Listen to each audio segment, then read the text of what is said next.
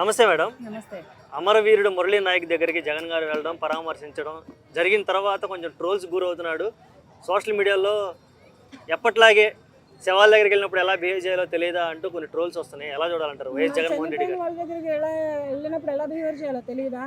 అంటే నువ్వు ఇచ్చే డబ్బు ముఖ్యమా, నీ ముఖంలో నవ్వు ముఖ్యమా? వాళ్ళు చెట్టంత బిడ్డని కోల్పోయి, ఇంటికి వంశవృక్షాన్ని కోల్పోయి, ఆ తల్లిదండ్రులంతా శోకంలో ఉంటే నువ్వు వెళ్ళి నవ్వుకుంటా పోయి పలకరించి, నవ్వుకుంటా పోయి పరామర్శించి డబ్బులు ఇస్తావా? ఇదా నీకు చేతనైన పని? ఇదా నువ్వు ఒక మాజీ సీఎంగా చేయాల్సిన పని? ఇలా చేసావు కనుకనే 4 ఏళ్ళగా ఉడుచుకుపోయావు. ఈ మాత్రం బుర్ర ఆలోచన లేదా నీకు? ఆ మాత్రం ఎలా వెళ్ళి తల్లిదండ్రులు? పవన్ కళ్యాణ్ గారు వెళ్ళారు, ఆయన ఒక 25 lakhs ఇచ్చారు. గవర్నమెంట్ తరఫు నుంచి ఇంత వస్తుంది, మన ఇండియన్ గవర్నమెంట్ తరఫు నుంచి అని ప్రకటించారు.